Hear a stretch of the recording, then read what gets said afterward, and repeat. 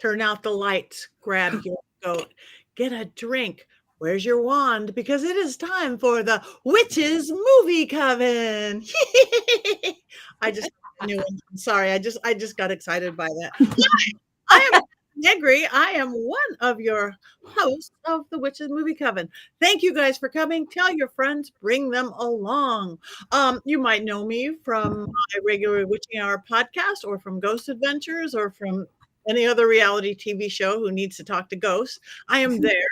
But this is where I am on Wednesdays. I'm proud to be here. So let me pass this on to some of my beautiful fellow co-hosts. Heather. Hi, I'm Heather Greene. I am the author of Lights, Camera, Witchcraft. I have it right here. I'm going to hold it up. The definitive guide to witchcraft and witches in American movies and television, right there. I'm also a journalist and an editor at Llewellyn Worldwide, working with wonderful occult authors on all kinds of subjects. And today is my birthday, and I'm so happy to be here with you guys celebrating my birthday with my favorite coven. Yay! And we're going to sing happy birthday with all of you over and over and over. We're already arguing. Okay, Courtney. That's me. I'm Courtney Buckley. I'm Ghostbait on Scared and Alone. I'm very excited to be here to celebrate Heather's birthday. And in honor of that, I'm going to try not to say bad things about the movie that Heather picked. We'll see how that goes. My finger's already on the light switch right here. We will see how it goes. Let's move down to the devil himself, Richard-Lael. Hello, I am Richard-Lael. Richard-Lael is one name, not two. If I were just Richard, I would be a... With that, tonight, as you see, I have got miles and miles of heart because I am paying homage to Mr. Applegate himself, my favorite Martian, the devil. I am seen on Ghost Adventures. I teach at University Magicus. I am here in New Orleans. I do seances and I do all kinds of magical, wonderful things. And I am glad to be here to celebrate the lovely Heather's lovely birthday. We are so grateful that she is here. Yes, we are. And on her birthday, she picked our movie. In our movie, if you see a little bit of a theme around here is Willow's outfit, but Willow's on a play date. We have Yankee Ken. We have Yankee Barbie because we are doing Damn Yankees. Yes, I'm going to hold back everything for down. We're doing Damn Yankees. Now, I can hope everybody's seen it. It's been around since 1958. So you've all hopefully seen it. But for those who haven't seen it, Richard-Lael, you have an unbiased synopsis of this lovely film? I do have an unbiased synopsis of this lovely film.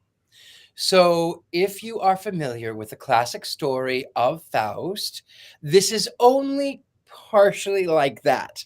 It is a story about a deal made with the devil and a lovely woman, and the what happens when one must make a choice, and then of course either redemption or destruction, as was the case of the original Faust.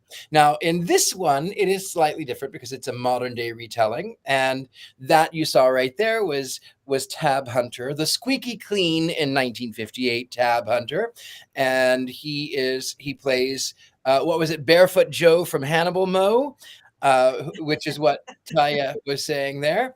So what happens is he's this older gentleman who loves baseball, and he does not like the damn Yankees, unlike these two lovely ladies over here who do love the damn Yankees. And so he roots for his team, the Washington Senators, and he wants so badly for his team to win, but he is old and he cannot play, and he's an armchair baseball player, and he makes an unwittingly off-the-cuff remark about selling his soul to the devil in exchange for being able to play baseball. And lo and behold, my favorite Martian himself, Mr. Applegate, aka the devil, comes in, and nobody else can see him. And he says, okay, well, let's just shake on it. There's no contracts. What do you have to do? Sign it in blood? And so he becomes this young, good-looking Tab Hunter. And unfortunately, that means that the old man must disappear, and he must leave his wife abandoned for an indeterminate amount of time.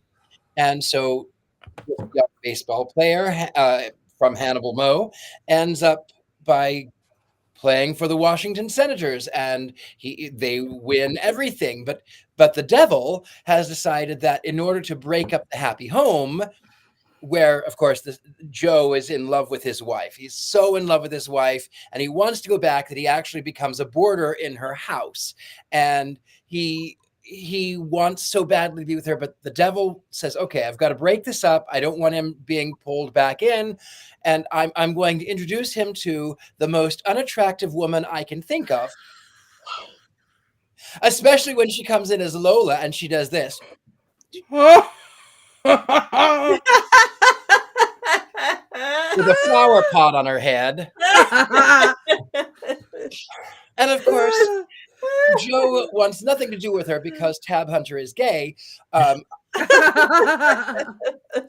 also because she's the most unattractive woman. She was, you find out that this unattractive woman, who is now supposed to be this beautiful, drop-dead, gorgeous woman, was once the ugliest woman in Providence, Rhode Island. You find that she also made a deal with the devil and made her only slightly less unattractive than she was before.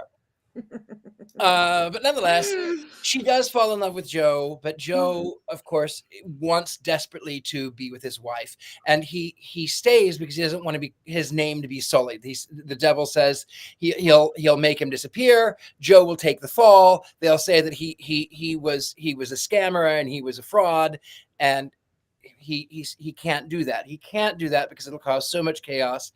And so in a fit of rage, the devil then turns him after the last game, which he was given some drugs and overslept because the devil is clearly mortal and lives in Donald Trump's penthouse. All of that dictator chic gold, fake gold Louis XIV furniture, which obviously from looking out the window was inside the Washington Monument, neither here nor there. But at the end, Joe comes home. He's old. He's been turned back old. He comes back in and the woman says, "Where have you been, Joe? Where have you been?" Oh, I can't tell you because it was a secret mission. And then the devil comes in and says, "Oh, well, you can go on to win the World Series and I'll give it back to you. And I'll give all of this. I'll give you what you desire."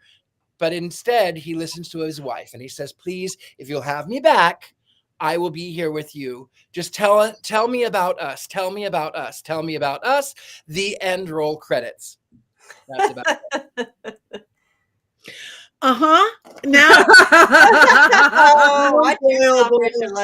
Oh boy. Thank you, Richard-Lael. For if anybody didn't see the movie, you still haven't. Let's move on to Heather, our more academic telling of this film, perhaps something from your book. Yes, it is in my book, and actually I mention it, reference it frequently in some of my workshops. But what I'm going to do, as I've been doing recently, is list 5 of the most important things that you need to know about this film. Just some tidbits and some fun stuff. So number 1, why damn Yankees? Number 2 is the source material, some of which has been mentioned already. Number 3, I've got to find, because I have a list here. Oh, the cast. I'm going to mention a few tidbits about the cast that are interesting. And then number 4, about the crew. And then number 5, let's talk about Lola the Witch. Some people have been commenting on her already, as well as Richard-Lael's commentary on her. So let's start with why damn Yankees. Number 1. This is going to be a little baseball trivia for you sports fans out there. Are you ready? So why did they call it the damn Yankees? Why was there a film that's whole plot point was to upend and stop the Yankees from winning? Well, let's just start with 27 World Series titles since their inception. The Yankees today are considered the winningest team in American sports. Courtney, commentary is unnecessary at this point. We will not talk about the Boston Red Sox at any point in this showcase. So anyway, the Yankees have won 27 World Series titles. And as I said, in any sports, they are considered the most winningest. Now, in the 1950s, which when this movie came out, they were on a roll. Okay, they were unstoppable. They won the World Series in 50, 51, 52, 53, 56, 58, 60, and 62. So it's not surprising that somebody produced a content, art content, pop culture that would want to upend this rally. They wanted to stop it. You know, fans, everybody, Boston Red Sox fans especially, right, Courtney? Correct. Right.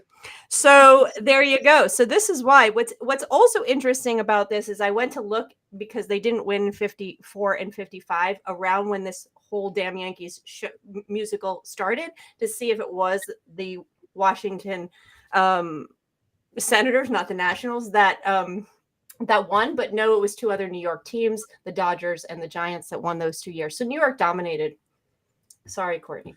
And the other point at this point with baseball, which I think is also interesting, and because I all want you to go out to your local trivia locations and win tonight or tomorrow, is that they mentioned Shoeless Joe from Hannibal Moe. It's one of the songs in there.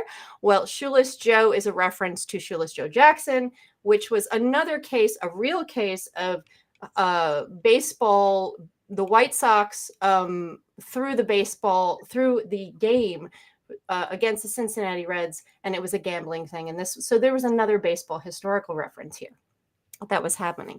So now you guys are all ready with your baseball trivia.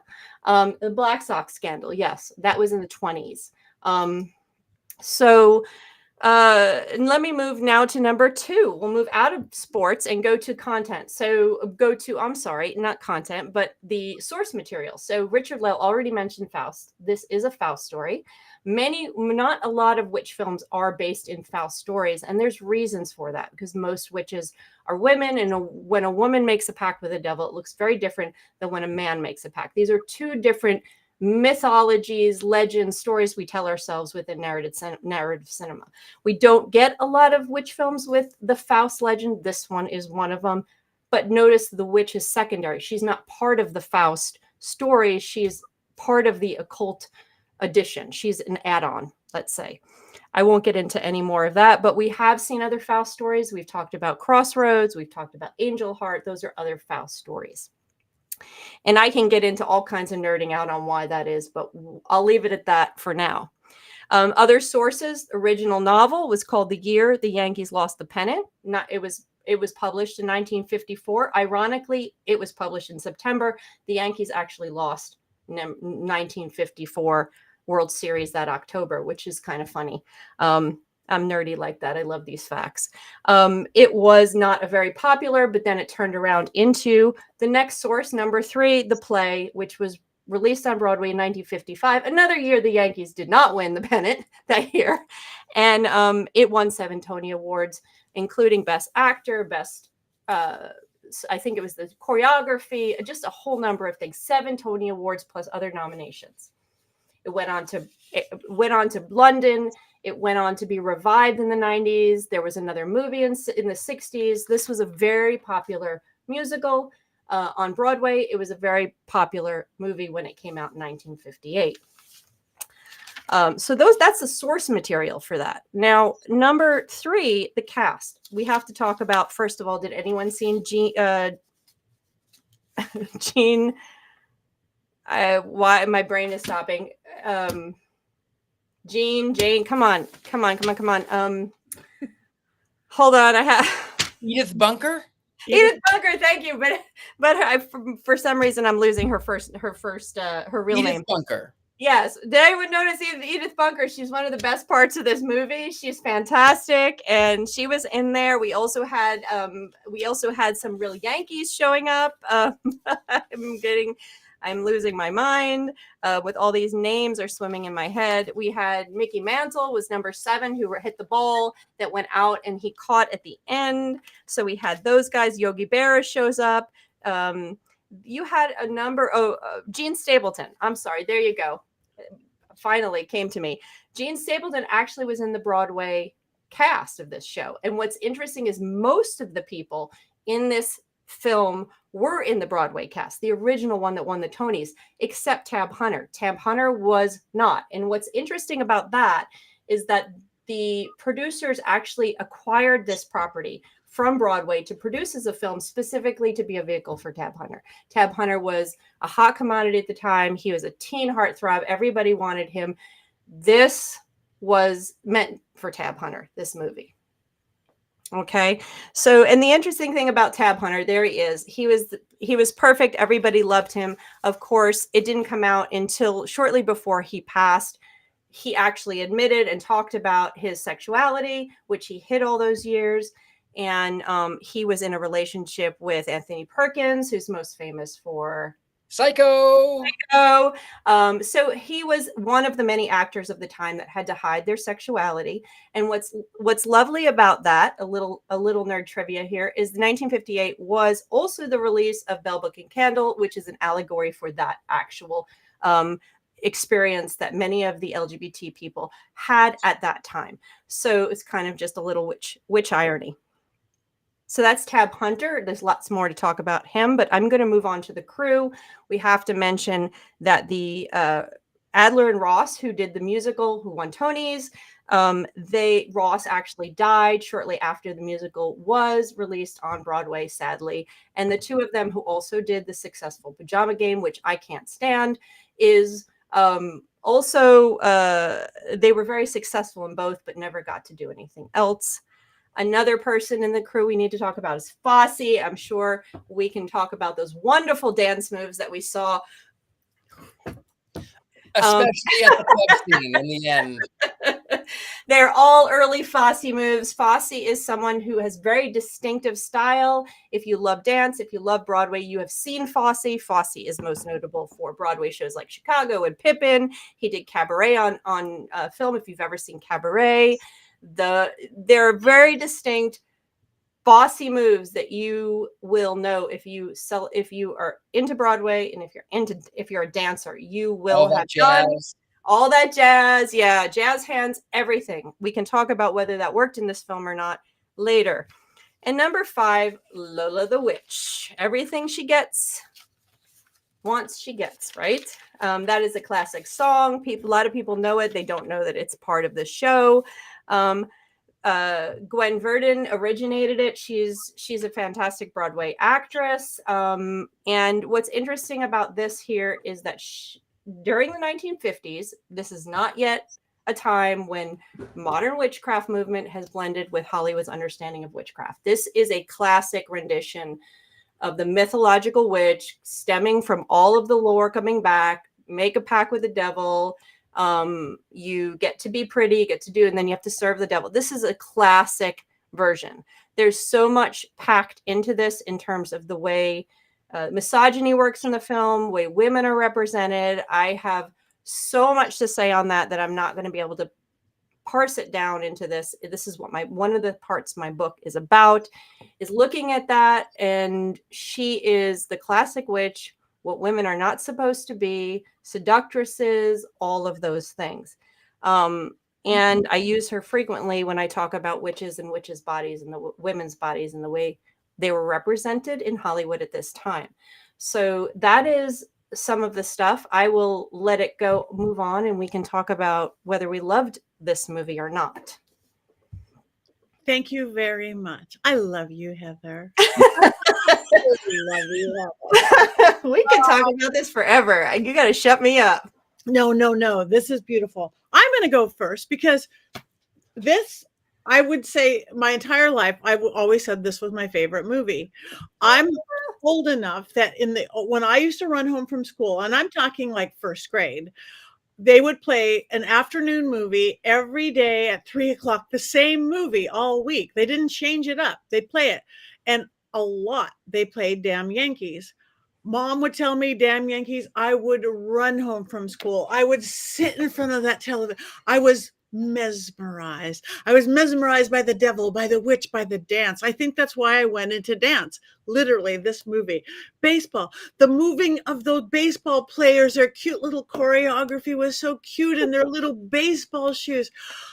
I last night watched this as a complete 7-year-old. I grinned ear to ear. Yes, you see all that's wrong with it, the misogyny and all that, and I mean, the faces, Richard-Lael, she's a Broadway actor. Maybe they hadn't figured out yet that you pull it back for television and film. You pull it back. Broadway. I mean, I haven't seen such overreacting since the silent era. Well, anyways, we're going. I know it was a little much, but oh my God, it's Gwen Verdon. Oh my God, the girl, she can move, the dancing, and again, I think back 58 was a long time ago.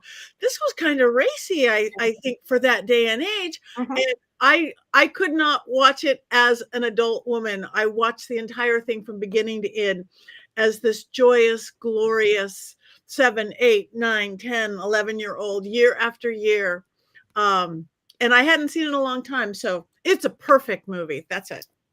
Let me just jump in. It was censored from the Broadway dancing was censored for the Hollywood film because of it was too racy. It's even racy then. I was surprised. And it actually, when they released the movie in London, they changed it, or in the UK, they changed the name from Damn Yankees to What Lola Wants because of the word damn. So wild. Okay, so who wants to talk, Courtney? Me, obviously. Yeah. Let me preface, I have a couple stipulations before I talk. One, Heather, I love you so much. 2, I don't care about baseball, but it feels like as a Bostonian, I cannot not boo the Yankees because it just feels sacrilegious, or like I might get in trouble if I leave my house. So, but I couldn't care less about baseball at all. So in honor of this being, let me see. In honor of this being for Heather's birthday, I decided not to write down criticisms and instead wrote down questions that I had while watching this movie. To be fair, I mean, I have a lot here, but You can criticize the movie. I didn't make it. I don't care. Well, this is quotes and questions. This is all my notes.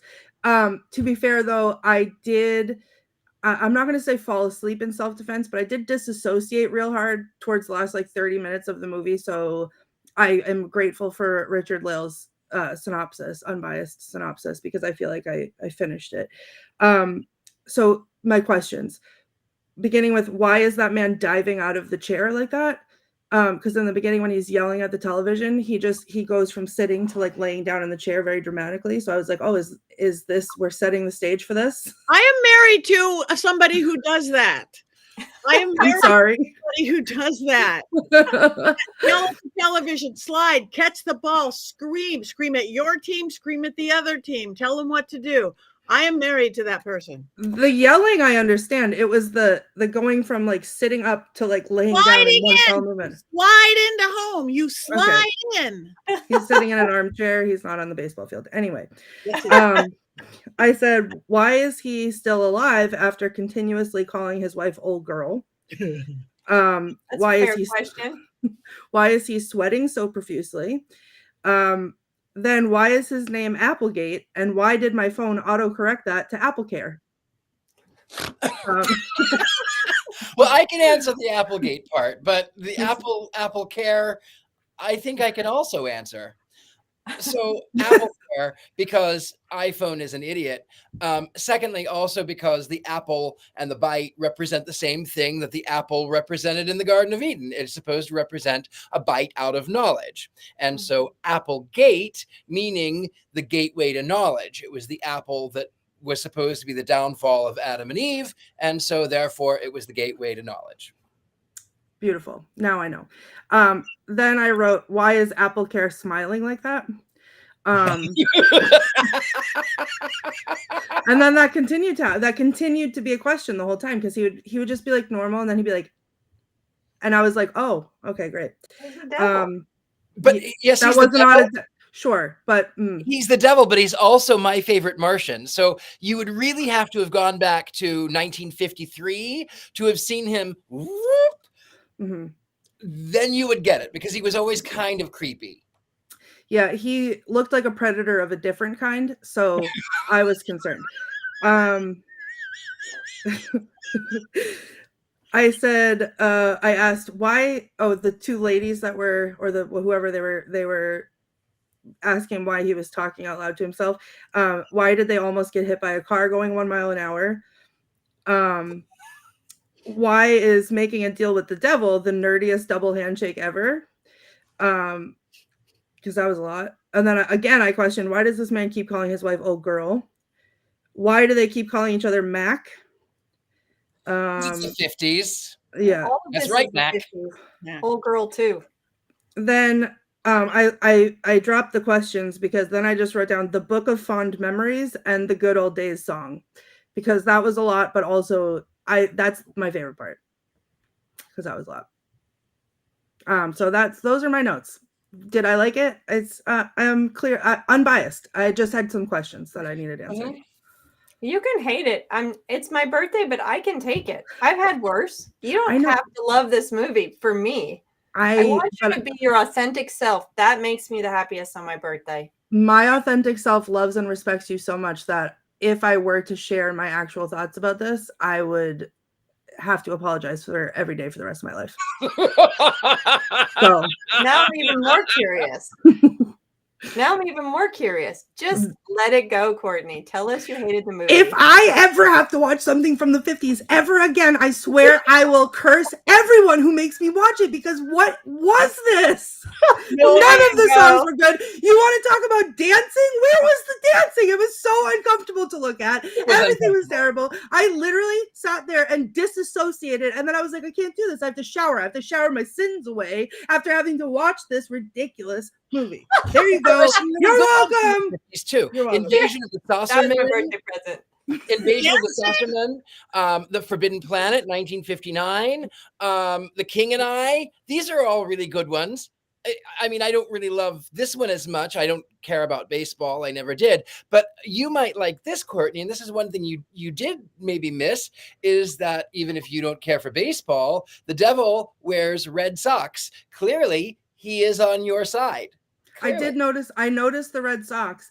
I thought it was pretty funny that that was like the signifier, that and the red tie was the signifier that he was the devil. I didn't even think to make the connection because, again, I don't actually care about the Red Sox, but it is what it is. I think it was just the trifecta of things that I did not like, and then I was uncomfortable that I had to watch it. The dancing? You didn't like the dancing? They didn't dance. They didn't even do anything. They're like, he's that cool hip beatnik. Okay. Oh my God. Yeah, pop a hip. Beatnik one at the end. I loved when they were in the bar at the end and they were drinking and everyone was. I thought that one was very Fosse-esque and beautiful. The rest of them, I've got heart, was annoying, and the reprise of Edith Bunker, he's got heart, was also equally horrible. That was better. That one thing that you just did was better than the whole movie combined. You're killing me. No. And I love musicals. I love musicals. I wanted to love it because it was a musical. And I felt like my ears were bleeding and I didn't understand. Then he sang the song, a whole song about his wife being an old girl. I was like, how are you still alive? I would have strangled that man. And then the separate beds, I was like, okay, yeah, that makes sense. That would have been right too. Everything had to be separate beds. I know. So I'm going to give my opinion here because I am a big musical fan, old musicals, new musicals, and all this stuff. Now, these two guys who did this musical also did the Pajama Games, which I mentioned earlier that I did not like. My least favorite part of this movie was the music.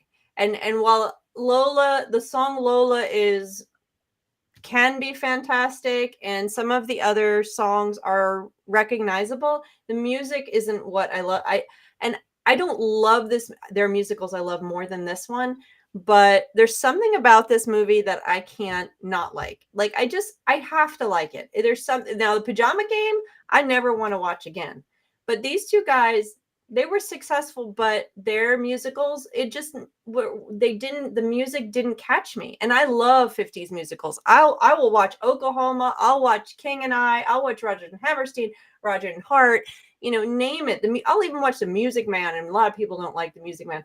I love old musicals. And I love golden era movies, and they are very misogynistic. There's a lot of movies that have things like Old Girl. That is so common, is horrifying. There's so much misogyny in this old stuff that you have to sort of go, okay, I'm going to be watching this. What else can I see? I enjoy watching this movie partly because of Jean Stapleton, Edith Bunker, because she cracks me up every time she comes on the screen. I love watching it. I don't think Fosse's dance moves mesh with every part of this. Some of his moves just are a little bizarre, like that zombie thing that Gwen Verdon does when she's doing the Lola thing, where she's going back and forth, and I laugh every time. So some of that dancing did not work for me, but some of it did. So I just, there's something about this movie that just I enjoy. Not my favorite musical. So that's where I'm at with this. I have to admit again, as a danseur in the ballet and someone who studied dance, what really struck me the most was the club scene when they're drinking. I loved that. I did, however, think I liked some of the moves when Lola is doing her tribute to Joe, but I don't know why they're doing that mambo number, which is weird. Like, what is that? Funny if you're 7. Sometimes the moves are weird and sometimes they fit here, don't they? It's like, it's kind of weird. It's maybe early Fosse, and maybe Fosse doesn't really blend well with this. Fosse's style blended great with Stephen Schwartz's Pippin and all that jazz, and Chicago really like sparkled there, but maybe it didn't completely blend here. I don't know, but Fosse's amazing. I love Fosse. So Fosse's great. I mean, he was a real jerk in real life, but he was great. And you know what? It's not a documentary. It is not a biography about him, but I love all that jazz. I have to kind of sometimes skip through to the music, but I love all that jazz. And it is so very accurately depicting his own life that he was dealing with in Chicago, and his divorce and his own daughter, even though it was supposed to be really fiction. Oh. All right. Are you okay, Patty? No, I'm fine. My 7-year-old is hurting. My 8-year-old is hurting. My 9-year-old is crying. My 10-year-old is going to go hide in her room. No, I would have watched it over and over when I was younger too, just because it was a musical. I mean, I'll watch any musical except a Pajama I King. was raised on musical. My mom was a musical theater actor. I know I could sing every musical. Too bad I can't sing like you can, but I can sing every musical. And I don't know, that one, it must have hit me at that age that I don't care if the little kids were singing the thing and the cryers, the grown up, it was perfect. And I watched it as that child yesterday, and it was perfect. Richard-Lael, have you given all your comments yet? Well, maybe not. I mean, you know, I will tell you this. Okay, so is it my favorite? No, it's not my favorite. I feel like that it was under dramatized. I really would have liked it to have, I would like there to have been a little bit more conflict. I would have really loved for there to have been actual consequences. In the original Faust story by Goethe, in the story, Dr. Faustus he has been turned young, and he goes about, he's attracted to this young woman, and he seduces her and then manipulates her, and then he ends up by leaving her when she's pregnant, and then the child dies and she ends up in an asylum. And in the end, she her own self is fighting between falling into evil and accepting righteousness. And as it closes out, she hears the angels singing who are coming to carry her home because she has rejected the devil. Now, where, you know, I'm a diabolist. I don't believe in the literal devil per se, but I like that sort of moral dichotomy that says, be careful not to go too far. Be careful what you ask for. In this one, there were no repercussions. He not only called his wife old girl, but he abandoned her for months on end while he was masquerading as Hannibal Joe. Shoeless Joe from Hannibal Moe. He was masquerading, and he only thought of her a couple of times, like, oh, I'll go and stay in her house so I can keep an eye on her, but I'll be gone every couple of weeks anyway. And okay, so she's miserable, and she's sleeping on the couch next to my chair, but okay, you know what? I'm still playing baseball. And then, of course, he gets that moment of, oh, you know what? I wish I were two people. Because he clearly, the character, is lusting after Lola. I wish I were two people, but I'm married. So then he goes back, and there's no repercussions. He is just welcomed back, and then the devil is so cartoonish and jumps up and down and stamps his feet, and then it's the end of the show. And I really wanted there to be some Aristotelian sense of balance in it. I wanted there to be I wanted there to be conflict. I wanted him to actually show that he was conflicted. I wanted him to fight, but he didn't, and there was no arc. No, the whole aspect of this was all comedy. And that's what made it possible. That's what made it possible for her to dress. So the morality police of Hollywood at the time would only allow this type of thing if it was made to look ridiculous. It was made to look comedy. Comedy protects the audience. And I talk about this in my book, is comedy is a layer between the occult, something that could potentially be morally corrupt, or a woman's dancing moves, or anything that comedy makes it like, oh, that's just silly. It's not real. It's just silly. And so it gives a little bit of leniency and them able to push. So they can have the devil. They can have her dance like that. They can have her in the black lace. They can have a witch without explaining it or without the morality, because it's just comedy. It's just silly, kind of like just a cartoon. It's just, whatever. It's just a musical. So that's why we don't get that level of discussion in movies around any cult figures, whether it's the devil or starting in the 60s a little bit, when we start to see the merger and the questioning and society starts to blow up, we start to see occult subjects having more weight in terms of morality and ethics and everything like that. And then, of course, more and more more recently, we see in the last 10, 15 years. But in the 50s, not so much. Most witches are played. Female witches are more allegories for what women should not do, how they should behave and should not behave. That's what you see prior to that. And most male witches are played for comedy. You don't see a male witch is a joke. There's no such thing. I mean, you think of Bell Book and Candle, which came out in 1958, which Courtney needs to see, even though it's a 50s movie. It's fantastic. Jimmy Stewart is so wonderful, Courtney. Oh my God, it's totally different. It's so good. But we won't make you watch it anytime soon, maybe in a couple weeks. Can't wait to rip that one to shreds. My favorite. Oh, I don't love the 50s. I don't love. There's, what I dislike so much about the 50s is a carryover from the 40s. Nothing is so distinct. It's not, this is the 20s and this is the 30s and this is like everything sort of blends together, and it's this sort of, in the 20th century, you have women of the early 1920s getting rid of the long skirts and getting rid of shaving their armpits and voting and smoking and driving cars. These are things that they couldn't do. And then with the depression of the 30s, we have to get back to God, and the necklines got higher and the hemlines got lower and the sleeves got longer. And then in the 40s, all the men were gone, and the women were starting to now, we can work in this. We can work in the field, and we can do these things. We can still be beautiful and glamorous, but we can work. We can do these things.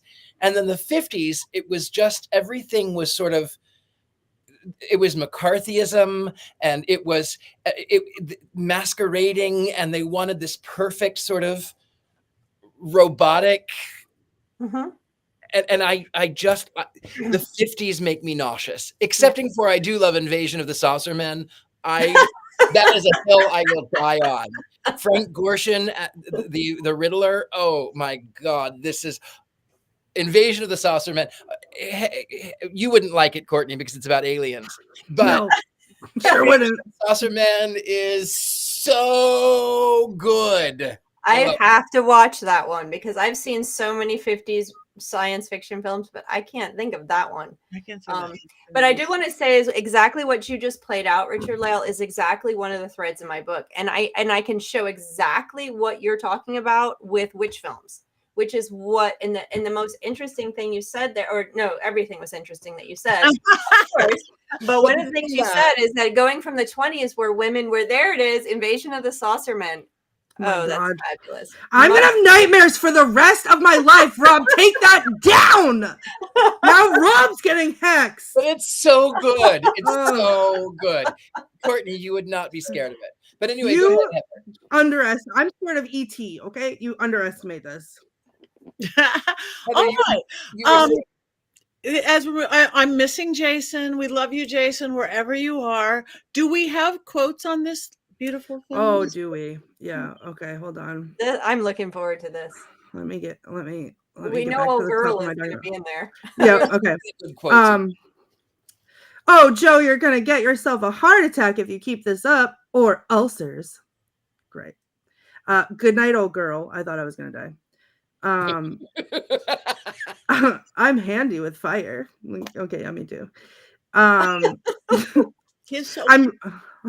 quite a famous character, Mr. Boyd. I have historical significance too. And then when the ladies were talking about going to ladies' day at the game, I had the poorest hot dog I ever had. The devil says, an amusing little stunt. It was all the rage in the Middle Ages. Wives, they caused me more trouble than the Methodist Church. That's so true. That's true. That's true. My God. Oh, this is the part I almost lost my mind. I screamed out loud. There was witnesses. I just saw that comment, the horror at Party Beach. I would love to know what that is. He's doing the crossword puzzle, the baseball guy, and he's like, what's a 3-letter word for a sticky substance? And the guy is chewing gum and he's like, and then the other guy says, spit. Like, please. Okay. That was the worst joke I've ever heard in my whole life. It wasn't a joke. It was a dumb baseball player. I'm 7. What is a sticky substance that is 3 letters? He's a dumb baseball player. No. Spit. It's the okay, I'm not gonna. Never mind. I have a dirty mind like Richard-Lael. So thank you. That's all. You can't trust any newspaper woman. That when he kicks his foot and he's like, oh, my hoof.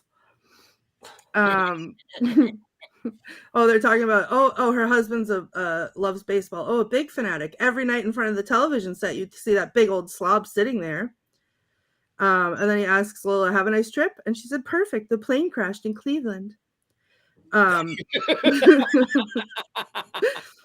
she says, when they lose, there will be suicides and heart attacks and apoplexy, just like the good old days. And then he says, there isn't a home wrecker on my staff better than you, Lola. And that was it.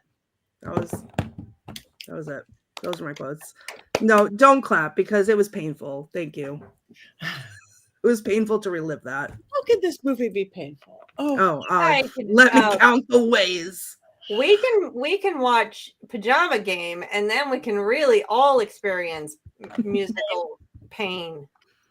That one's terrible. Can we put a witch in it? Is there a witch in it? No, there's no witches in it, and it's just painful. I don't think I've seen it, actually. Weirdly. Well, you go ahead and report back. Watch it and report back. You might love it. If you love their music, you might love it. It's the same guys that did it.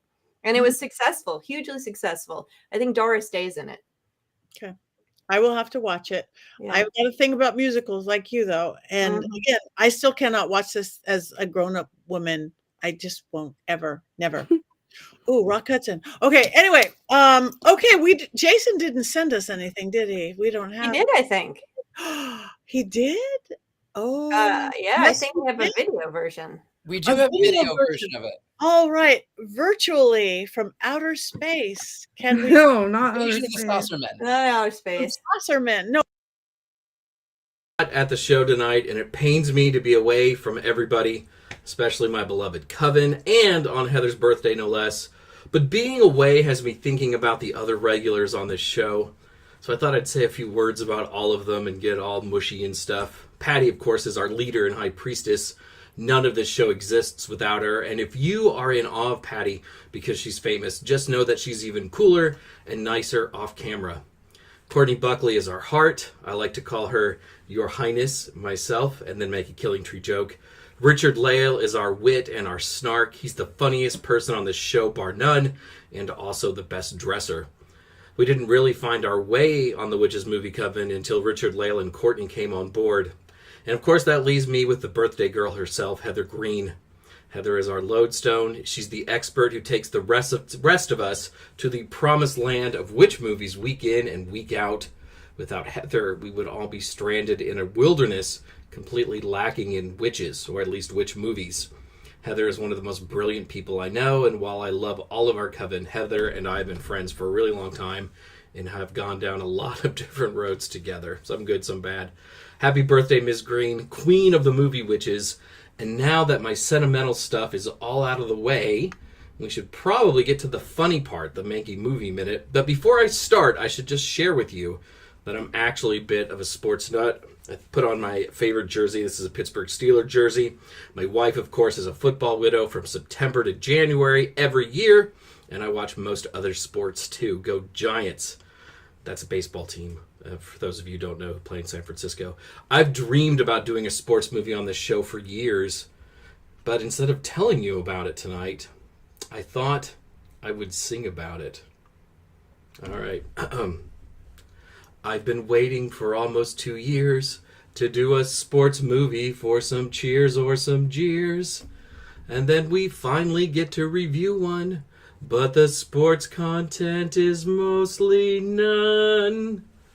Only on a show for witches would our sports movie be a musical. Not a stirring drama, but something more acoustical. Baseball's the setting, but there's mostly high stepping. It's all full of song and dance, those jocks never had a chance. And of all the sports, it's baseball to boot.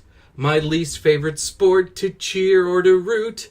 The Senators aren't even a team anymore, and the idea of the Yankees just leaves me sore.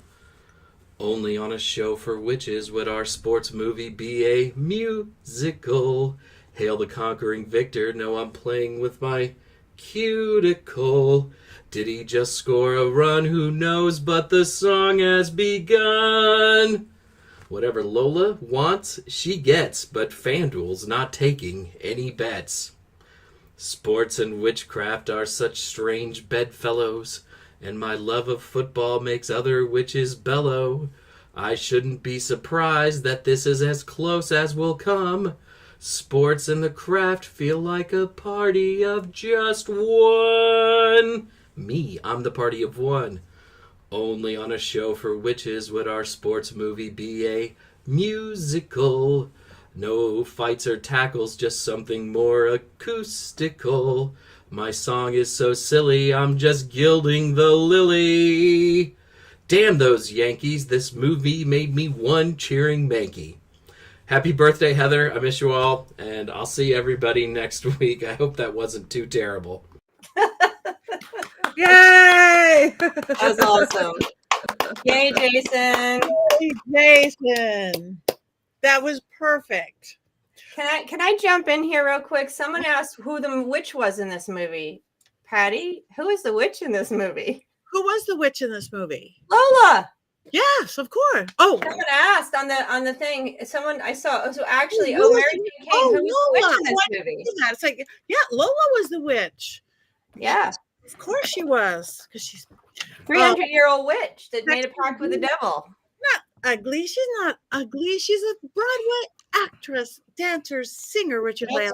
You Right. over-enunciate She's not ugly. Broadway. She's waiting for her close-up. All right. Mr. DeMille. Lola was the beautiful witch. Well, they had to make it funny, right, Heather? I didn't know that sex would get taken away with comedy, so they couldn't make her sexy. So if they make those faces, they got away with it, right? Right. That's what Heather just taught us. Mm-hmm. Well, the reality is when they talk about this movie, they talk about it that they did try to make it close to the stage show. So it was more like anyone who's done stage and done film knows that this was a lot of the acting was very meant for stage. Sorry, they didn't tone it back. I think some of you said that already. She's not ugly. She's constipated. And she was supposed to be this young, attractive, sexy woman, and she was old enough to be Tab Hunter's mother, or at least older aunt. You know, her mother's younger sister. Well, you know what? If they had actually used the actor who did it on Broadway, there might not have been a problem with that. But they made it. But Tab Hunter, they did this for Tab Hunter and threw him in there and kept the rest of the cast, and so you have a problem. He did okay. Tab Hunter held his own. He did okay. It was okay.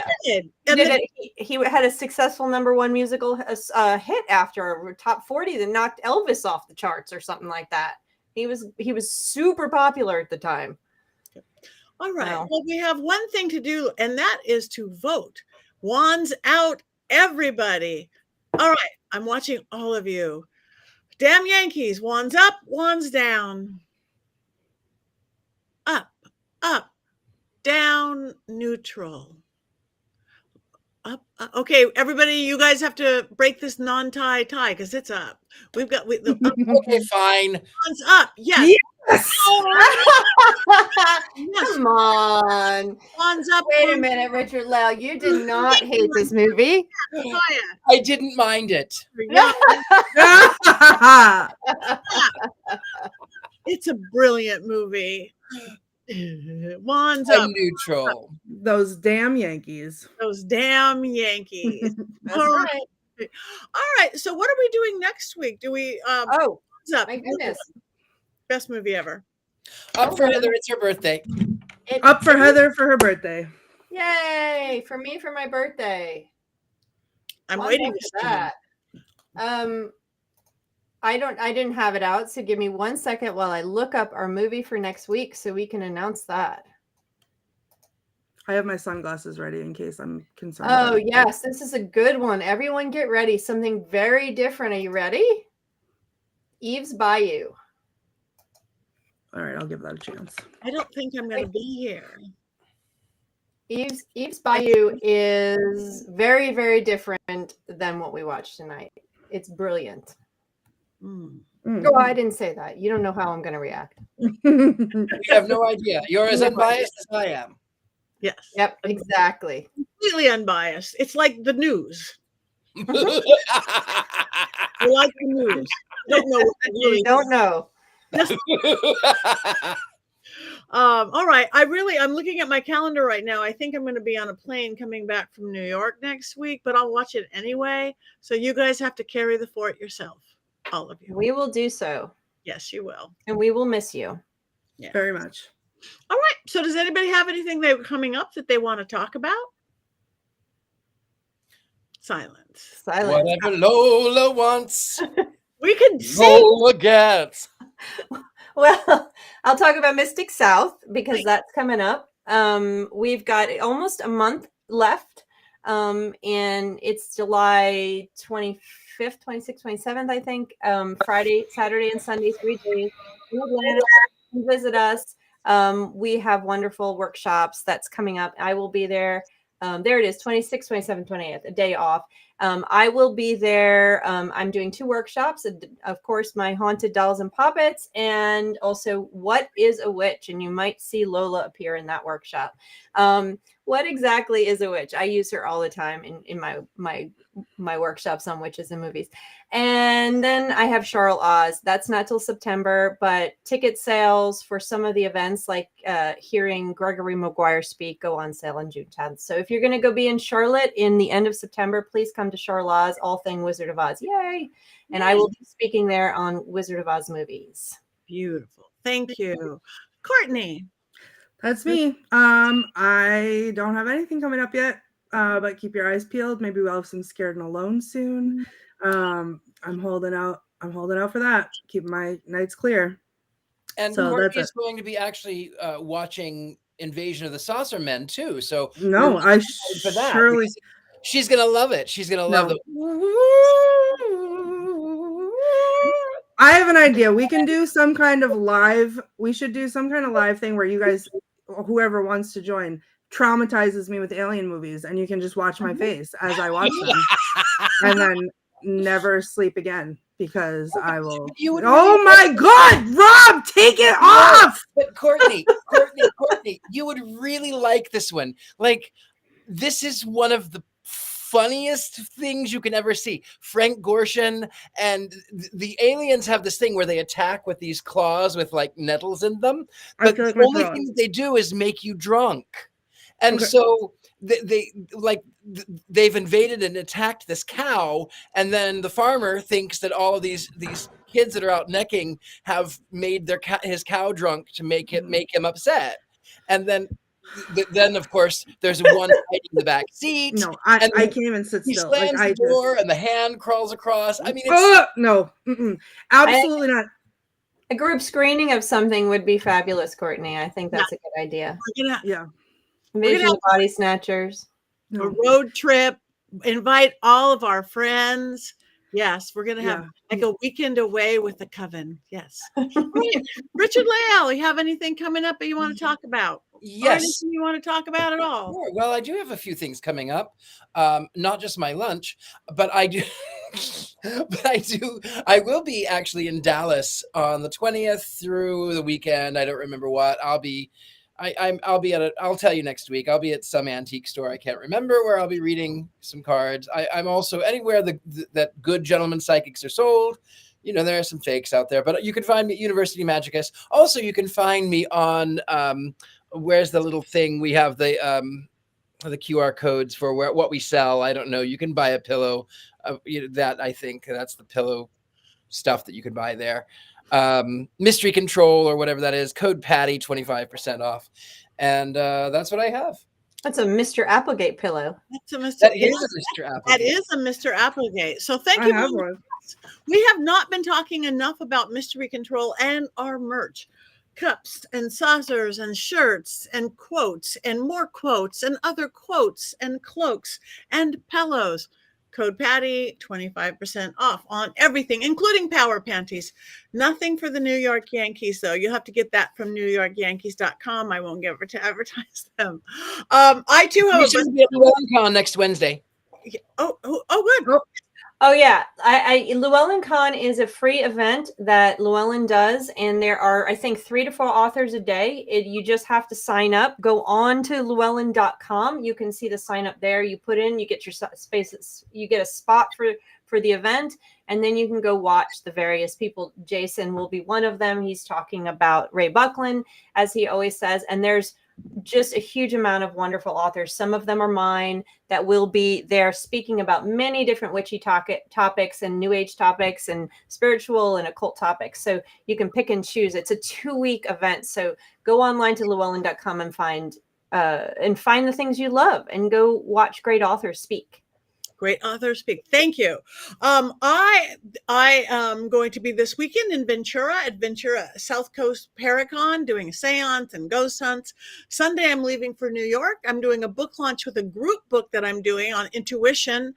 We're going to be doing book signings at Barnes & Noble in New York and New Jersey and some TV. I'm going to be actually on probably 3 seconds, a billboard in Times Square. No way! Just me. There's like 20 of us. Me. Should I bring Philip? Maybe. Bring Philip without his Yankee shirt. So that's this week, this next coming week, and I'm going to post where everything is. The next week, I'm going to be home breathing. The next week, we're doing the launch in Los Angeles. Again, Barnes & Noble book signings, TV, red carpets, all sorts of crazy fun things. And then I'm home for an entire month, and I'm really, really happy because I haven't seen my husband and my dog and my goat and my cat in a really long time. And yes, and then August it takes off again. I do have a rare LA seance in a theater in Santa Clarita, hot summer sizzle seance, August 2. I will be in New Orleans for Hex Fest the 9th through 11th. I will be in Michigan Paracon the 22nd through the 25th. That's all for August. And then I am off to the UK for a tour of the Weird and Worms, a real witchy tour all over the UK. And the rest you just have to go to my website and find, because I can't remember it. I can't remember it yet. I did yesterday, and I can't remember what I'm going to do next. But come join us everywhere, you guys. I want to thank you guys. You are the best coven I've ever had, even if you don't know your movies sometimes, because this is the best movie ever. If you were 7 and you were discovering music and musicals, and your dad was a baseball fan, and Lola was the sexiest thing you've ever said because she made funny faces. Okay. All right. It is 7 o'clock. Are we going to sing happy birthday? Are we going to cackle? Are we going to say whatever Heather wants, Heather gets? What are we going to do? Oh, whatever Heather wants, Heather gets. Can we sing it? We'll sing it. No, I can't sing. I cannot sing it alone. Richard-Lael, whatever. Don't no one said don't sing. How about we just cackle? Whatever Heather wants. Oh, yeah.